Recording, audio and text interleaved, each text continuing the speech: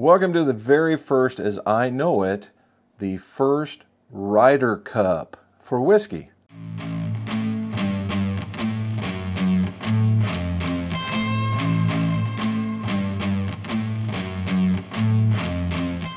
Welcome back to Pars and Pours, a golf-centric whiskey channel, because both golf and whiskey are very social and they need to be shared together.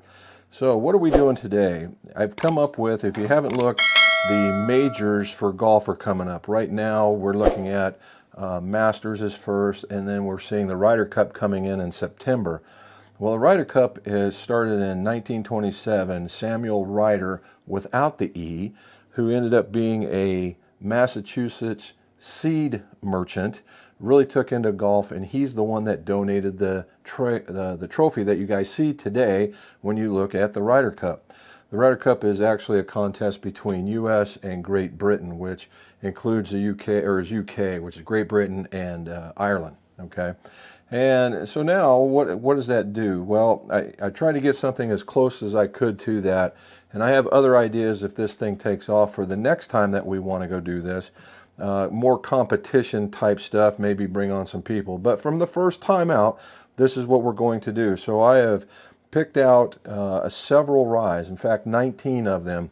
The idea here is we're going to get to the 19th hole, so there'll be at least 18 different contests in a bracket formation, and as they get down, and we'll end up on what I'm calling is the 19th hole. Okay, the 19th hole.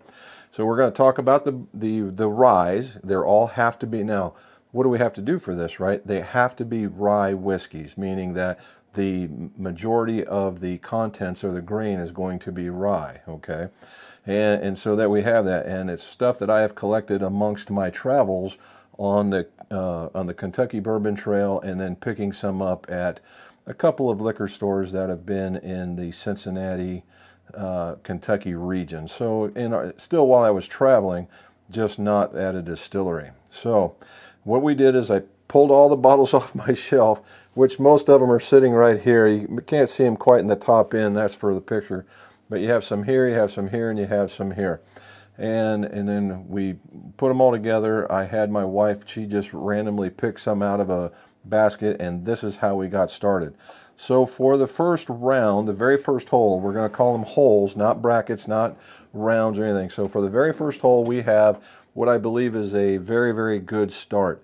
We have Green River Rye, and we have Sagamore Cask Strength Rye. All right, so Green River started its history in the 1880s. The current distillery is on the same grounds as the old distillery. Obviously, if you go there and you listen to it, the old distillery has either burnt down it got moved once, burnt down once at a bare minimum, and they've started up. Now they are owned by the Bardstown Bourbon Company, and since then they've exploded onto the scene. This is a 95, this is perfect. It's a 95.5 rye at 95 proof, and it is just something to, it's in their stable of whiskeys. Of course, some of their more favorite one is probably their full proof or their barrel proofs, but this one and their big weeder. But don't discount this. Now again, you guys see the horseshoe on the bottom. It's for the game where you can slide the coin underneath. Been to this. It's in Owensboro, Kentucky. It's a very nice place. The people there are very, very nice. That's actually where we ended our distillery tour when we got the 46 in there. All right, Sagamore Spirits. And this is the reason why I think this is such a cool thing. Sagamore Spirits is actually in Maryland. All right, and if you look at the history of rye whiskey was the predominant whiskey because in the colonial era, that's the place that the climate is best for, at least they say it is, for growing rye, and that was the predominant grain in the day. So they had a lot of rye whiskey, and corn didn't really become a thing until you moved into the Midwest. So Sagamore, if you go out there and you look around, has been doing a very, very good job doing a rye. They work on their own farm that's been there, and they have a 1909 limestone spring, and somewhere on here there should be a 1909 like logo or something along that lines. However, this one is a cast strength that comes in at 112.2 proof. All right, and again, it is the cast strength version of their products. So you have the Maryland rye and you have the Kentucky rye, and that's what we're going to go through right now. So how are we going to do this? We're going to give them on the nose scores. We're going to give them palate scores, uniqueness scores, because you know that there might be a finished rye in this one, and rye has a particular flavor, right? You always talk about the rye spice and those types of things, but sometimes that can be off-putting if it's too much or it turns on you, right? So that's what we really want to know about. And once it comes down to it, we're gonna give it a score, and then whoever wins this one gets to go on to the next hole. All right, since Green River got picked first, we're gonna go with it first.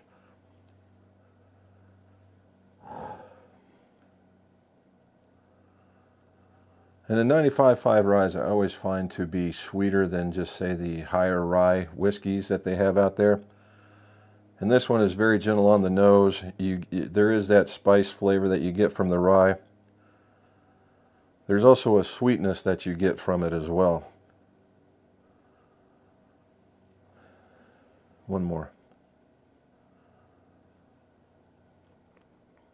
I hate to say the wheat part of it, but it's a very sweet aroma.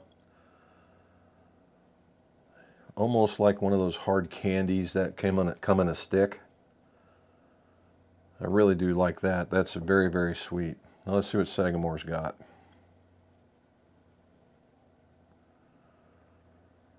Oh, red fruit for days. Oh my gosh. It's a different, more robust flavor that's coming off of it. Again, very sweet. And then with just a hint of the rice spice. So to give this out, they both have a very phenomenal nose, to be sure. A little different from each one. This one is a sweeter where it hides the rye just a little bit. And it gives more of that whiskey kind of overtones, where this one, just so much sweeter, a little bit brighter, I think is the way to go. So let's start with this one.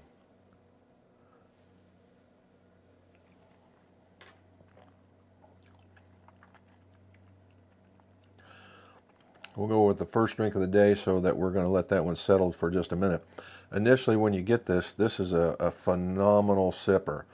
You get it hits you right on the front of the tongue, and it's all the flavors that you just nosed to put that through there, and it finishes with a very deep and not aggressive finish, but a very deep, nice finish. So one more for this.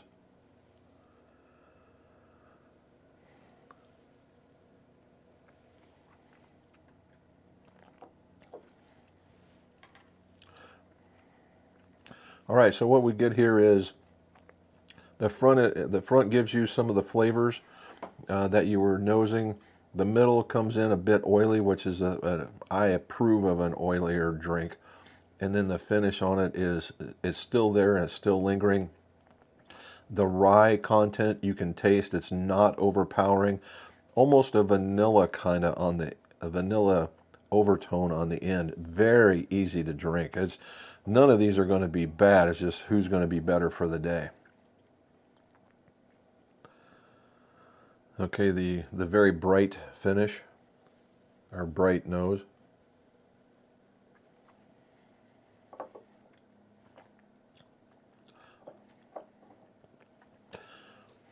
Now this one I get a little bit of that bright fruit or the bright flavoring on the front. I still get the oily overtone in the middle and a very muted finish on the back. Now it could be overridden by the Green River, but the Sagamore just comes in a different way. This one is smoother maybe, and we'll give this one a second one as well.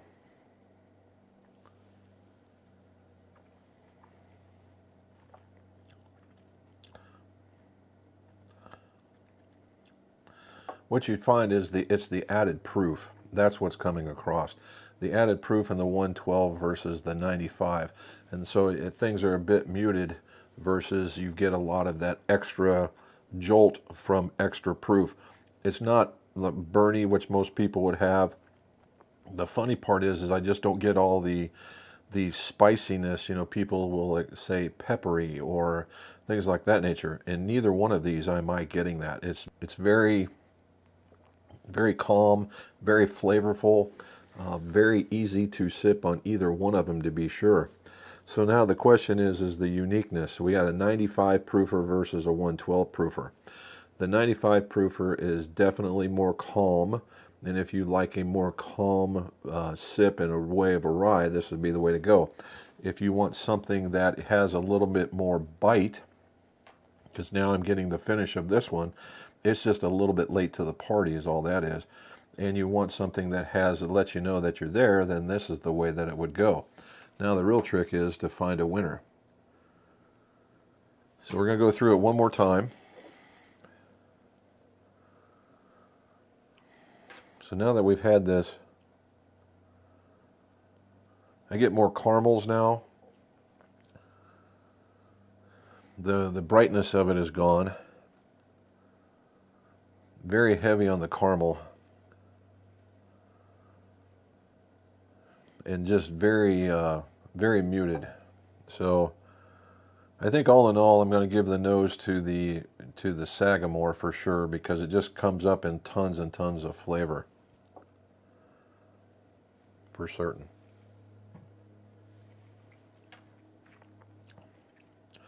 As far as, does it deliver what it says it's going to deliver? So when you think about a rye, everybody thinks about something that is spicy, and I tend to disagree. When you do a rye right, that you get you'll get a slight spice, but it's going to be covered up by the aging process, how you put things through there, and both of these deliver, just one's at a higher proof.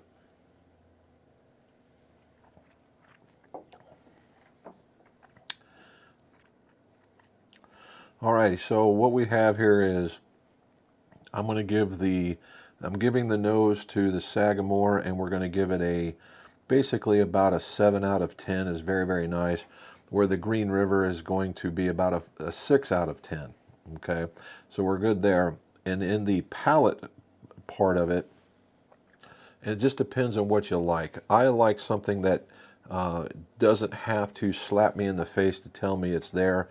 Higher proofers tend to do that kind of stuff, and I don't mind that as long as it's followed by flavor. And in the flavor content, I believe the Green River actually comes through because it's a little more muted. People say, oh no, it's the other way around. Not in this case. I like this one, and so we're kind of in the throes of it, where this one is not, I mean, I'm not going to say it's over the moon, but this one would be the 7 out of 10, where this would be the 6 out of 10. And again, these are both phenomenal sippers. So now we get into the uniqueness of it. So what you have is the rye that comes from, at least they're contracting it from areas that might be more up north, Midwest, where this is East Coast type setups. I do like the uniqueness. Both of them have different shapes of the bottles, and that's what I'm trying to get to, is where do we go from here. So last one on this one, we're going to go backwards now.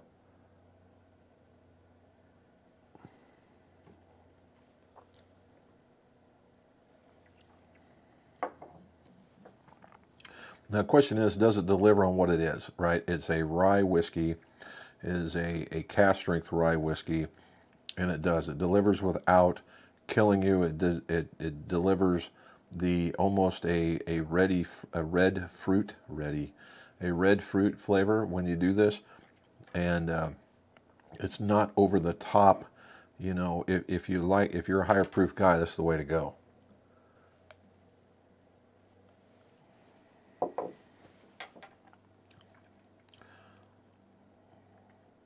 Wow, they both just deliver on where they're at. You guys got to take into account this is it's got a little bit more caramel in it now that it's had the chance to set, and it's coming through. It's just a little bit less in its burn or its in its finish and the way it comes through. I think, so we're going to have to give the nod. I like them both, right? And they're very, very close. So this is probably going to be one of the closest ones to date. I'm going to give the nod to the Sagamore by 1 point. The uniqueness of this one, because of the higher proof, because it delivers on the different layers of the flavor, you tend to pick those out when you have this. This one is actually very, very good. It would be great in a mixer. It would be great by itself. I could sit down to this thing all day long and neither one of them would be bad. But from the uniqueness, because it's higher, it was able to deliver without, having the ethanol just take over or having the proof just take over. You get the depths of the different types of flavors, where this one becomes muted because it is a 95 proofer. I think that's where the differences is. So again, I'm going to give the win. The whole goes to the Sagamore, however, not by much. So what it basically was is that they both had 6-foot putts, and this guy made it in, and this guy got to the edge, and it just stopped, and that's where it's at. So again, both of them are very good, depending on just what you like. If you like a more smoother or kind of less aggressive flavor, then this would be the way to go.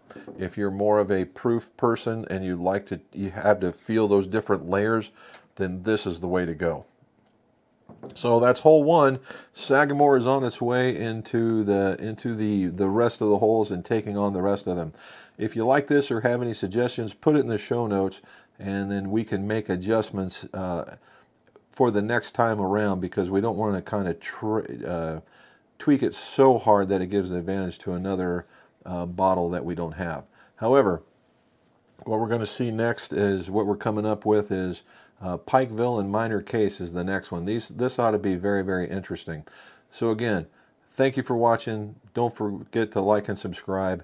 And as always, save your pars and share your pours.